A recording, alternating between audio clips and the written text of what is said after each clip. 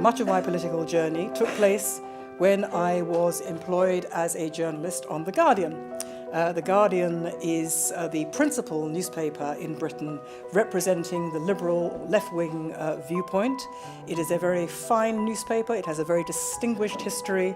It is the home of fine writing. I worked for Guardian newspapers for approximately 20 years. I considered it to be my political or professional, if you like, family. But things for me didn't go entirely smoothly at The Guardian. And what happened was that over a fairly long period of time, I came to rethink attitudes and assumptions that I thought I had shared with my Guardian colleagues, only to realize that actually an enormous chasm divided us. And so this passage I'm about to read is about what I consider to be an absolutely seminal episode that happened to me at The Guardian on that journey. Indeed, I would say it was the episode which started me on my whole political journey. At the time, I was a writer of editorials at The Guardian, which in Britain are called leaders.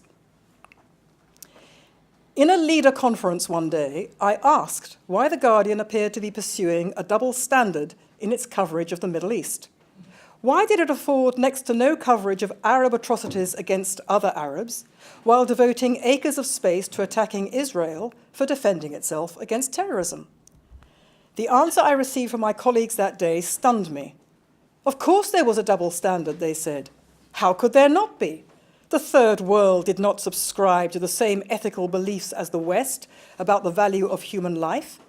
The West, therefore, was not entitled to judge any mass killings in the Third World by its own standards. That would be racist.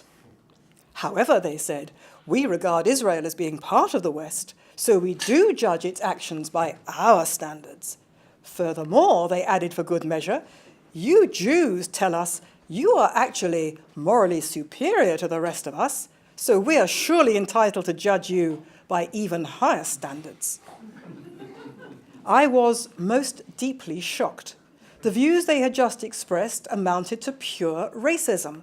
They were, in effect, saying that citizens of a third world country were not entitled to the same assumptions of human rights, life, and liberty as those in the developed world.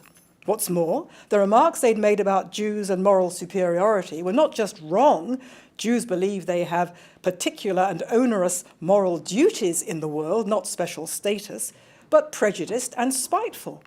And ominously, I'd also been made to feel as if I was suddenly regarded as no longer one of them, but something different, a Jew, just because I had questioned the double standard over Israel.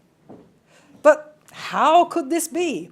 This was The Guardian, shrine of anti-racism, custodian of social conscience, embodiment of virtue. How then could they be guilty of racism and moreover dress it up as anti-racism? Of course, this is the core of what we know today as political correctness, where concepts are turned into their polar opposite in order to give miscreants a free pass if they belong to certain groups designated by the left as victims. They are thus deemed to be incapable of doing anything wrong, while groups designated as oppressors can do no right. According to this doublethink, it was simply impossible for the Guardian folk to be guilty of racism, since they championed the victims of the Third World against their Western capitalist oppressors.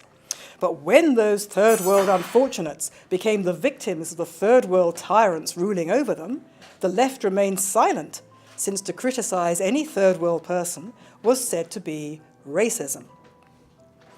This twisted thinking is what now passes for progressive thinking in Britain and America. Thus, the left actually abandons the oppressed of the world to their fate, all the time weeping crocodile tears for them, while sanctimoniously condemning the right for its heartlessness. It is this hijacking of language and thought itself that has done so much to destroy any common understanding of the political centre ground, the lethal confusion that has so unfortunately polarised political debate into vacuous caricatures that have precious little to do with reality.